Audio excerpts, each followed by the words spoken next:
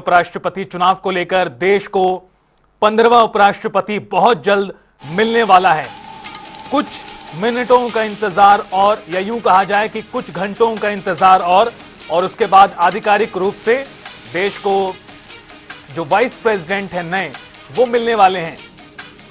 दो प्रत्याशी थे मैदान में, सीपी राधाकृष्णन जो वर्तमान में गवर्नर हैं, एनडीए की तरफ से प्रत्याशी थे। उनके सामने मुकाबला दे रहे थे बी सुदर्शन रेड्डी जो पूर्व में जज रहे हैं। इंडिया ब्लॉक विपक्षी गठबंधन के प्रत्याशी थे। हालांकि यूं तो मुकाबला ज्यादा कठिन नहीं, क्योंकि अंक गणित नंबर एनडीए के पास, सत्ता पक्ष के पास था और उस वजह से कहा जा सकता है कि राधाकृष्णन की जीत संभव है इस पूरे चुनावी मुकाबले में। दूसरी तरफ सुदर्शन रेड्डी हैं जो चुनौती देने का काम कर रहे थे। काफी इस पूरे चुनाव को लेकर रस्साकसी देखने को मिली है। कई दलों ने दूरी बनाई मतदान की प्रक्रिया से। बीजेडी, बीआरएस, इसी तरह शिरोमणि अकाली दल ने भी दूरी बनाई आज की वोटिंग प्रक्रिया से। आपको बता दें कि जुलाई के महीने में जगदीप धनखड़ ने एकाएक मॉनसून सेशन के पहले दिन ही शाम होते होते इस्तीफा दे दिया था। उन्होंने कारण बताया था स्वास्थ्य कारणों के चलते उन्होंने इस्तीफा दिया था, लेकिन उसके बाद कई तरह के बयान आए, राजनीति हुई और अब जाकर जो उपराष्ट्रपति का चुनाव है वो करीब करीब संपन्न होने वाला है। आज वोटिंग की प्रक्रिया में किस तरह से माननीयों ने हिस्सा लिया, लोकसभा के सांसद, राज्यसभा के सांसद, तमाम नेताओं ने वोट कास्ट किया है। तस्वीरें आप इस वक्त देख पा रहे हैं।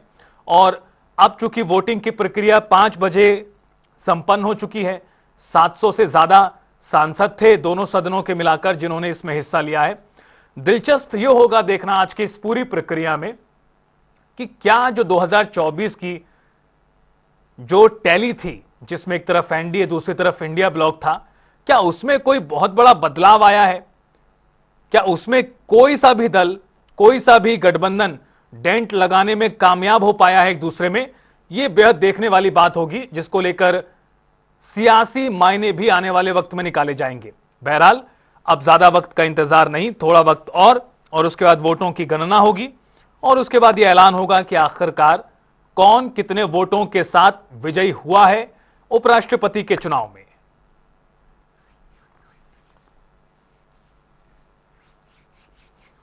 एक तरफ एनडीए उम्मीदवार, दूसरी तरफ विपक्षी गठबंधन के उम्मीदवार सीपी राधाकृष्णन, तो दूसरी तरफ बी सुदर्शन रेड्डी।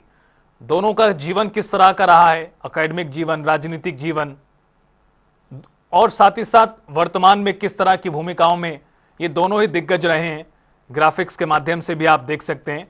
और बीच में तस्वीरें आप देखिए, प्रधानमंत्री ने सबसे पहले आज वोट कास्ट किया था चुनावी प्रक्रिया की शुरुआत करते हुए, वोट कास्ट करते हुए उपराष्ट्रपति चुनाव के लिए। फिलहाल मतदान संपन्न हो चुका है, इंतजार है प्रक्रिया के संपन्न होने का। मतगणना होगी और उसके बाद नाम का ऐलान होगा। लेकिन इस बीच ये भी एक खबर सामने आई दोपहर में कि केंद्रीय मंत्री के आवास पर एनडीए के जो सांसद हैं उनके लिए डिनर पार्टी का आयोजन किया जा रहा है। यानी एनडीए अपनी तरफ से पूरी तरह सुनिश्चित है। विपक्ष के भी नेता ये कहते नजर आए हैं और उनका ये कहना था कि ये आइडियोलॉजी की लड़ाई थी, संविधान बचाने का मुद्दा था, इस वजह से उन्होंने अपना प्रत्याशी उतारा और इस पूरे मुकाबले को दिलचस्प बना दिया। अब चूंकि प्रक्रिया करीब करीब संपन्न होने वाली है, वोटिंग हो चुकी है, अब बारी है मतगणना की।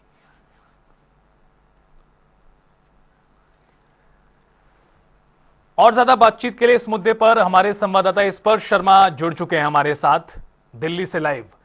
स्पर्श, वोटिंग की प्रक्रिया हो चुकी है खत्म, और कितना करना होगा इंतजार देश के नए उपराष्ट्रपति के लिए? देखिए, फिलहाल जो उपराष्ट्रपति है उसके लिए जो चुनाव की प्रक्रिया है वो संपन्न हो गई है। यानी तमाम सांसदों ने जो अपना वोट है वो कास्ट कर लिया है और अब 6 बजे से जो मतगणना की प्रक्रिया है वो शुरू होने वाली है। और उसके बाद में ये माना जा रहा है कि 1.5 से 2 घंटे लगेंगे जब जो मतगणना की प्रक्रिया है वो पूरी हो जाएगी। और उसके बाद में कभी भी 8 बजे के आसपास जो मतदान जो वोट का परिणाम है वो आ सकता है और कौन जो है जीतेगा इसका निर्णय जो है हो जाएगा सीपी राधाकृष्णन की क्या जीत होती है, ये देखने वाली बात रहेगी। एनडीए के उम्मीदवार है या फिर जो विपक्ष की तरफ से उम्मीदवार बनाए गए हैं, उनकी जीत होती भी जो है नजर आएगी।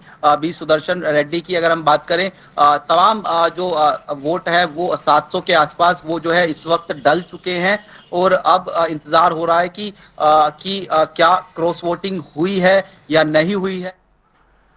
तो बिल्कुल जानकारी दे रहे थे हमारे संवाददाता ईश्वर शर्मा, और उनके अनुसार 2 घंटे के आसपास का वक्त लग सकता है। मोटी माटा जितना वक्त लगेगा उसके बाद नाम का ऐलान आधिकारिक रूप से किया जाएगा। बहुत शुक्रिया स्पर्श आपका विस्तार से जानकारी के लिए।